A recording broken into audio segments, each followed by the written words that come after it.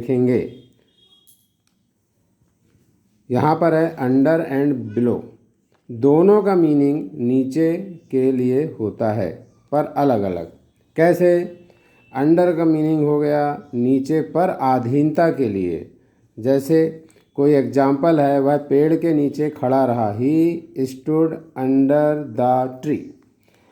फिर second example देखिए, अधीनता के लिए है। जैसे हम ये कहें कि जो शिक्षक हैं वो प्रिंसिपल के अधीन कार्य करते हैं, the teachers are working under the principal.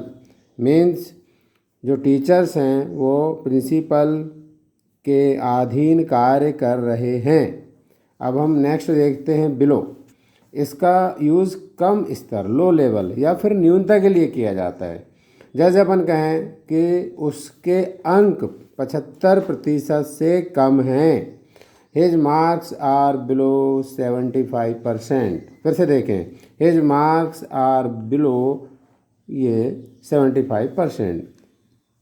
दूसरा हम देखते हैं कि कुछ स्टूडेंट मेरे से नीचे, मतलब मेरे पीछे हैं, शायद पढ़ाई में या स्टैंडर्ड में।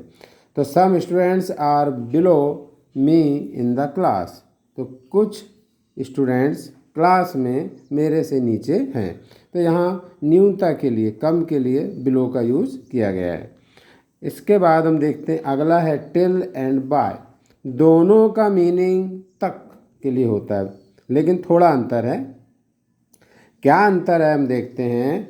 टिल मीन्स इनडेफिनिट टाइम, अनिश्चित समय के लिए टिल का यूज़ होता है। जैसे मैं आपके आते तक इंतज़ार करूँगा, I shall wait till you कम।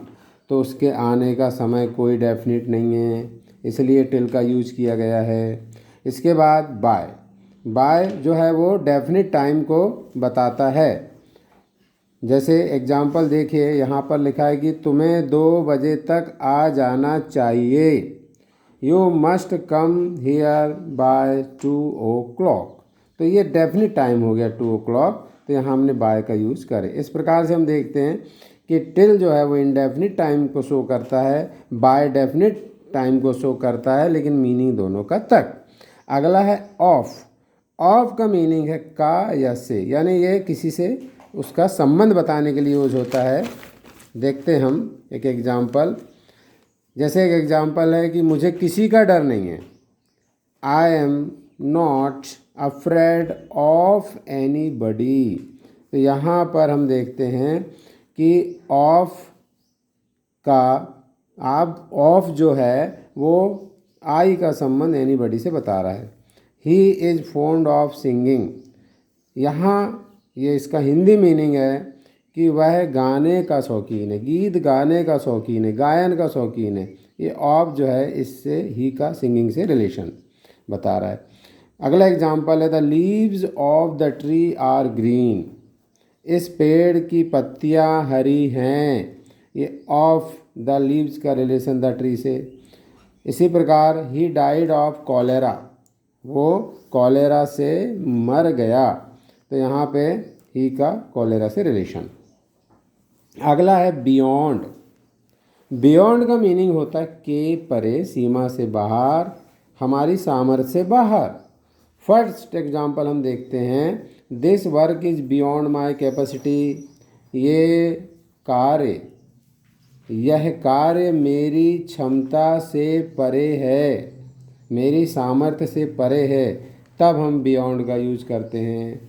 अगला है अगला एग्जांपल हम देखते हैं कि my school is beyond the church, मतलब उस और सीमा से बाहर।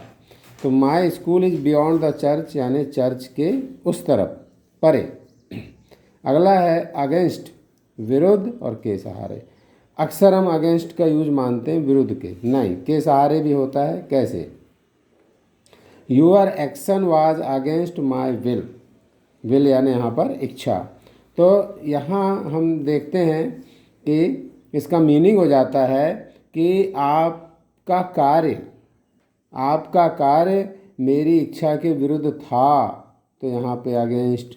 ये तो हम अक्सर ये वाला यूज जानते हैं कि अगेंस्ट यानी के विरुद्ध, के खिलाफ। अब दूसरा यूज देखते हैं। He leaned against the wall means जैसे दीवार में हाथ टेक के खड़े रहना। अब यहाँ अगेंस्ट का बिल्कुल अपोजिट मीनिंग हो गया। अब यहाँ अगेंस्ट का मीनिंग हो गया के सहारे से, के सहारे से। ही लीन्ड अगेंस्ट द वॉल, वह दीवार के सहारे झुका रहा या खड़ा रहा। अगला है O double F, off. Double F आ गया से अलग, कोई संबंध विच्छेद के लिए इसका यूज होता है। ही फेल ऑफ द ट्री, वह पेड़ से गिर गया, तो पेड़ से उसका संबंध खत्म।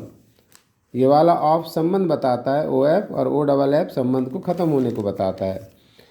जैसे नेक्स्ट एग्जाम्पल है पुट ऑफ द स्विच, या बल्ब या फैन, तो स्विच को बंद कर दो। तो ऑफ जो है से अलग होने को बताता है। अगला है बट, किंतु, परंतु, के सिवाय। किंतु परंतु तो हम बहुत जानते हैं, के सिवाय का भी अभी यूज देख लेते हैं हम।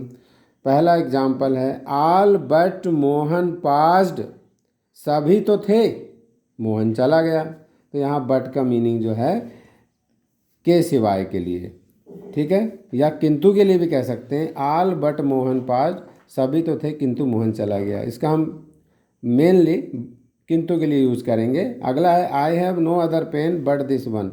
यहाँ पर के सिवाय का यूज़ होगा कि मेरे पास इस पेन के अलावा कोई पेन नहीं है। I have no other pen but this one, तो यहाँ बट का मीनिंग के सिवाय के लिए होता है।